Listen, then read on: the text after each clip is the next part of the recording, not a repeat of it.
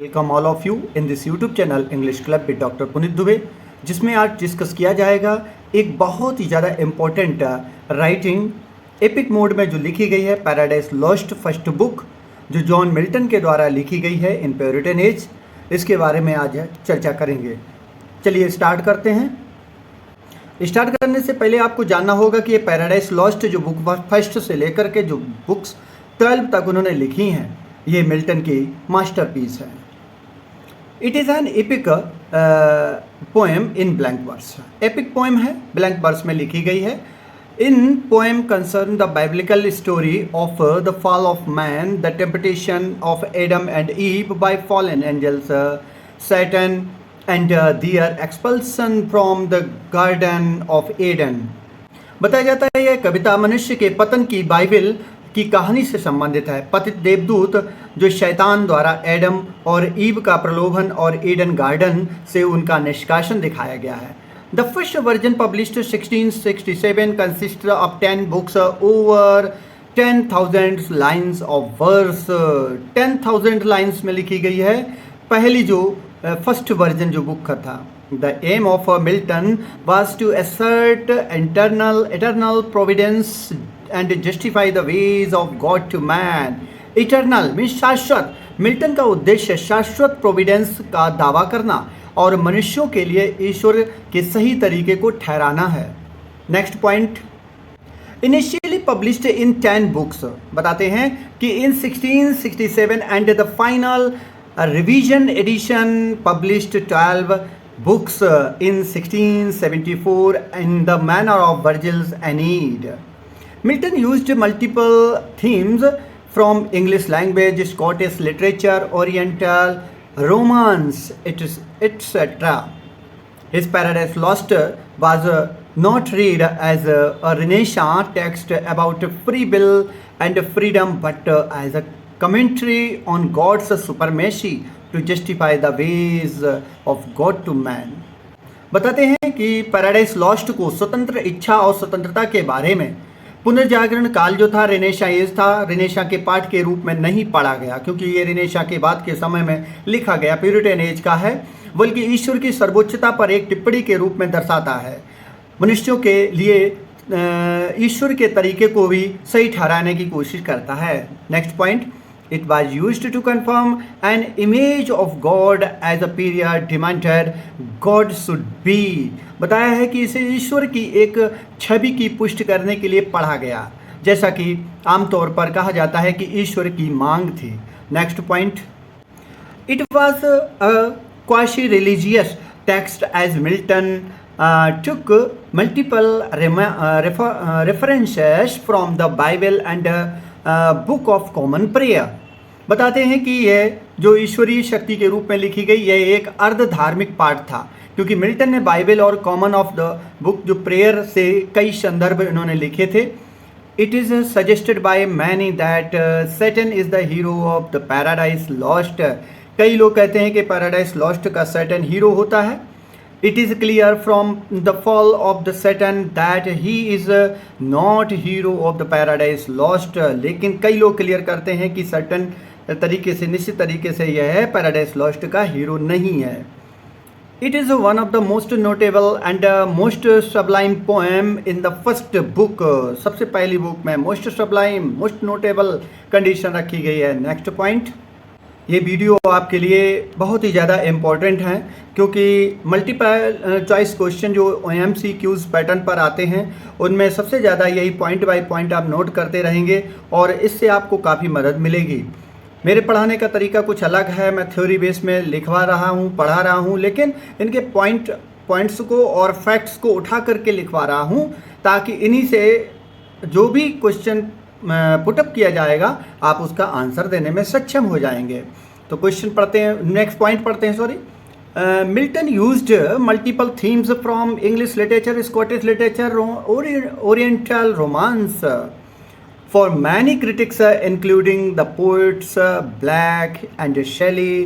क्या कहते हैं कि Satan the figure of the devil is the hero of the poem.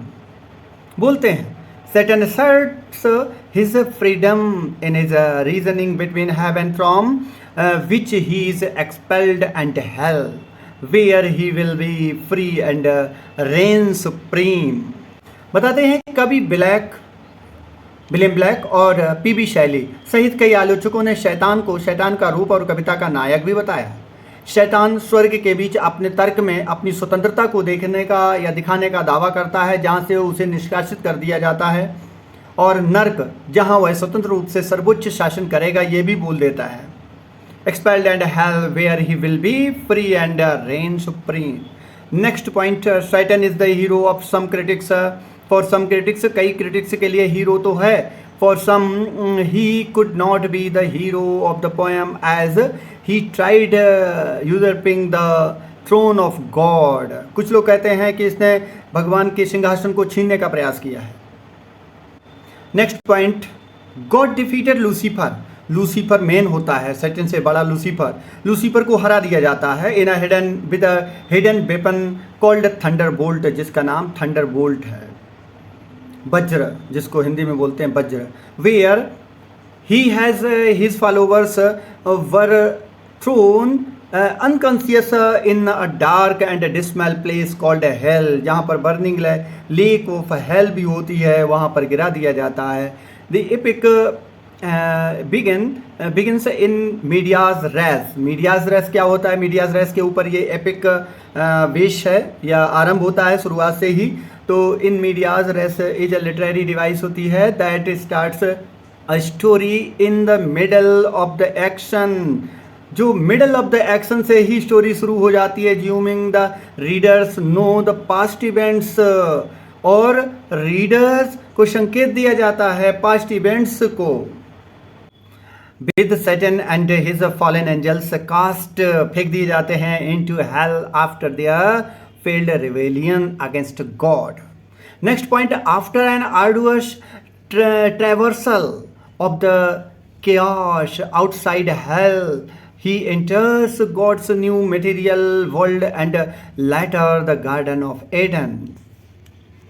Next point, the battle between the faithful angels and Satan's forces take place over 3 days. 3 दिन तक चलता है।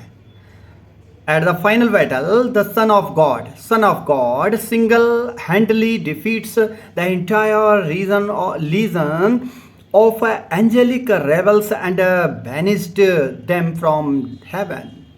Following this purge, God creates the world. भगवान एक संसार को create करता है, culminating in his creation of Adam and Eve. Adam और ईव को रहने के लिए वहाँ पर एक क्रिएट करता है, एक संसार को बना देता है।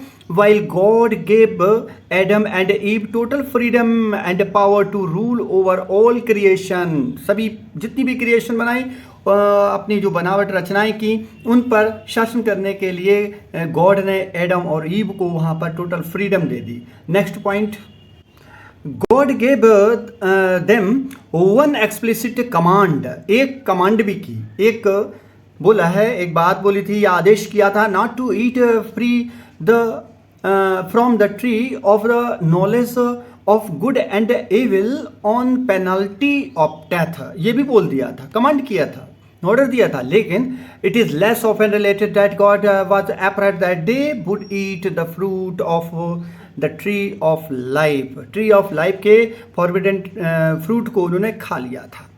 And live for ever and having a romantic and sexual relationship while still being without sin. Adam learning that Eve has sinned. सबसे पहले ईव ने यह पाप कर दिया था, क्योंकि जो शाप रूपी जो शैतान था, ईव को अपनी बातों में लोभा लेता है और ईव से कहता है कि इस जो आपको गार्डनर चुना गया गॉड के द्वारा, ईडन गार्डन का मालिक चुना गया, एडम को भी और तुम्हें भी, तो तुम बहुत ही सुंदर हो। इस तरीके से सुंदरता का वखान करते करते कराते कराते एक दिन सैटन, जो शैतान रूपी सांप था, उसने ईव से वो उसके मना किए गए वृक्ष के फल को खिलवा दिया और खाने के बाद ये पाप हो गया। तो ईव को वहाँ से मृत्युलोक में भेज दिया गया था। लेकिन एडम को लगा कि हम अकेले रह जाएंगे, क्योंकि इन दोनों की सहभूमिका थी वहाँ पर ईडन गार्डन में। जो बगीचा था स्वर्ग का, वहाँ पर रहने के लिए दोनों को नियुक्ति दी गई थी। एडम बहुत दिनों तक ईव के साथ काम करते करते एक हैबिचुअल हो गया था। अब एडम को भी लग रहा था कि मैं अकेला कैसे रहूँगा, इसलिए एडम ने भी वही पाप कर दिया, वहीं जाकर के उसी वृक्ष के फल को खा लिया जो फॉरबिडन ट्री था, उसी को उसको बोला जाता है ट्री ऑफ लाइफ। तो यही बताया गया है कि Adam learning that Eve has sinned knowingly commits the same sin, वही समान सिन कर देता है। तो he declares to Eve that since she was made from his flesh they are bound to one another, एक दूसरे के बंधन में बंध गए हैं। इफ शी डाइज, अगर वह मर जाती है, उसे मृत्युलोक मिल जाता है, तो ही मस्ट आल्सो डाई, तो वह भी मर जाएंगे। In this manner Milton portrays Adam as a heroic figure, यहीं पर हीरोइक फिगर के रूप में एडम को मिल्टन चित्रित करते हैं, but also as a greater sinner than Eve, as he is aware that what he is doing is wrong. फिर देखिए next point, after eating the fruit Adam and Eve experience lust and the first time, which renders their next sexual encounter and with one another unpleasant. In a vision shown to him by the archangel Michael, Adam witnesses everything that will happen to mankind until the great flood. जो सांप था, शैतान रूपी सांप, क्यों धोखा दे रहा था इन लोगों को? धोखा इसलिए दे रहा था क्योंकि भगवान के द्वारा बनाई गई केवल एक ही संसार में रचना थी, जो सबसे सर्वश्रेष्ठ रचना बोली जाती, जो है मनुष्य। मनुष्य के रूप में दो हुए थे, एडम एंड ईव।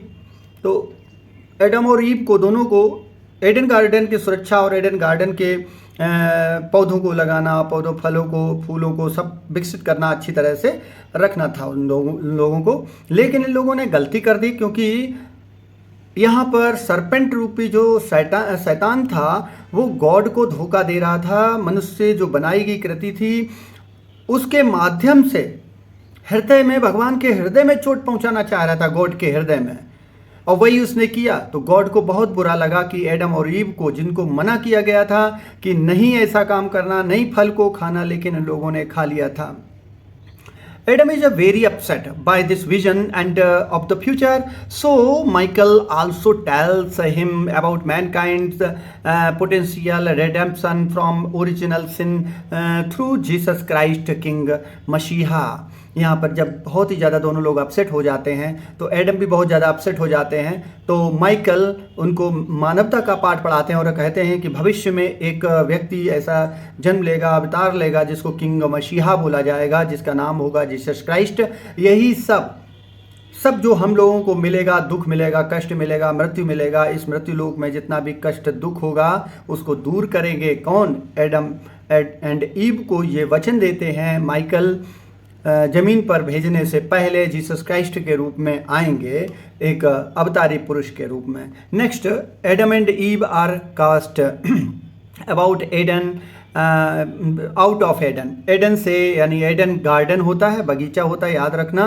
तो Adam and Eve are cast out of Eden and Michael says that Adam may find a paradise within thee happier फार।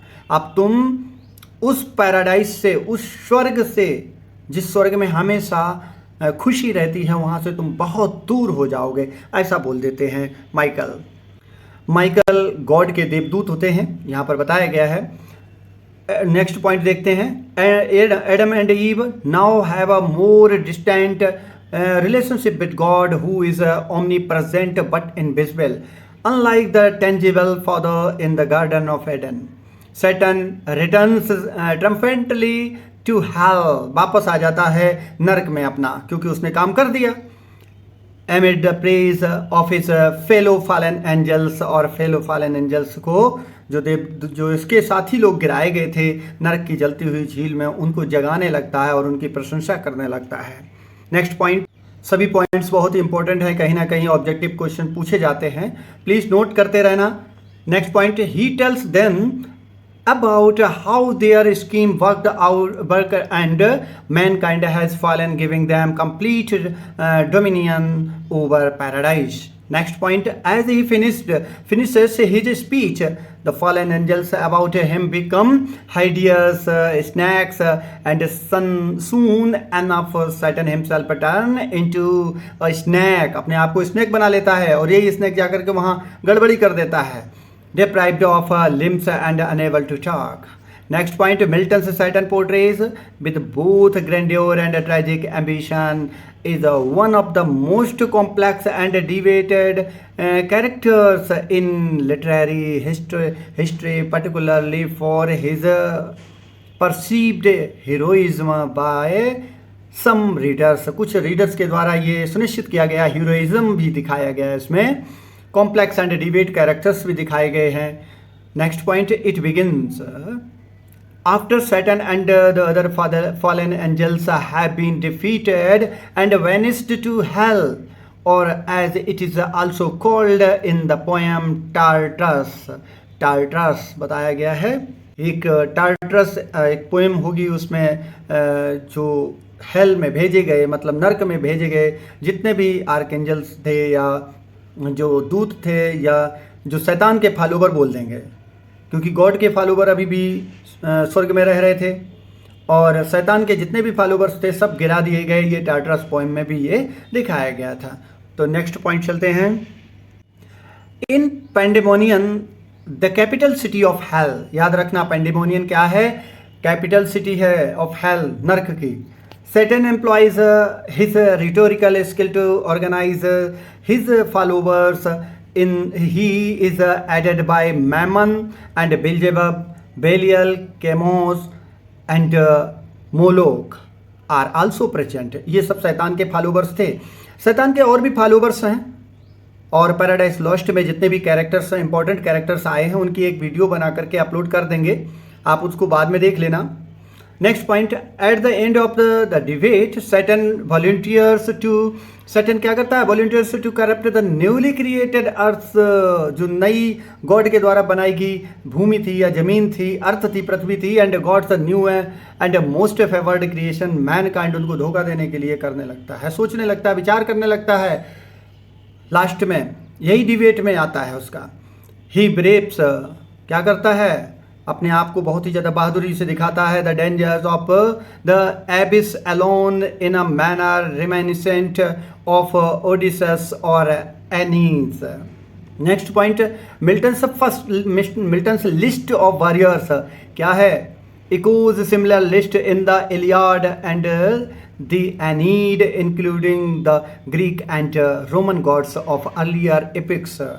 जो भी प्राचीन काल की एपिक्स लिखी गई थी ग्रीक मैथोलॉजी में और रोमन गॉड्स गॉडेसेस के बारे में और रोमन गॉड्स गॉडेसेस के बारे में जो कहानियाँ लिखी जाती रही हैं, उनमें जो फॉलन एंजल्स थे बताते हैं कि इलियाड और एनीड जो भी कहानियाँ लिखी गई थी उनमें ऐसा ही होता था. ये एंजल्स के और एंजल लड़ाई लड़ते थे गॉड के विरोध में, गॉड फेंक देते हैं नर्क में, नर्क की जलती हुई झील में. यही तरह तरह की किताबों में तरह तरह की कहानियाँ लिखी गई थी उस समय. तो उसी को मिल्टन ने भी अपने आप में फॉलो किया और उन्हीं पॉइंट बाय पॉइंट को एक अपने सिमिलर तरीके से एपिक लिख डाला था. As merely fallen angels, lesser powers leading ancient nations away from God's truth. Next point, Milton was a radical Protestant. याद रखना प्रोटेस्टेंट थे, प्रोटेस्टेंटिज्म बताए जाते हैं. तो ये शुरू से ही प्रोटेस्टेंट रिलीजन को मानने वाले थे. अपोज्ड टू और विरोध करते हैं to the corrupt hierarchy of the Catholic and Anglican churches को मान लेते हैं सैटन की तरीके से. And many of his critics are leveled at their vanity and concern with earthly riches. Pandemonium, जो सिटी होती है capital city of hello, then becomes a grotesque parody of the most significant churches, all glitters and no substance. Next and last point, the devil shrink in size to enter the structure, but we had no clear ideas how big they were before. As size in relative in hell बहुत बड़ी बड़ी size में थे. Milton again associate क्या करते हैं अब, long Greek God with the devil. सभी पॉइंट्स इंपॉर्टेंट है, नोट कर लेना। आपको यह वीडियो कैसी लगी प्लीज़ कमेंट करें, शेयर सब्सक्राइब करें, लाइक भी करें। मिलते हैं दूसरी नई वीडियो के साथ। धन्यवाद।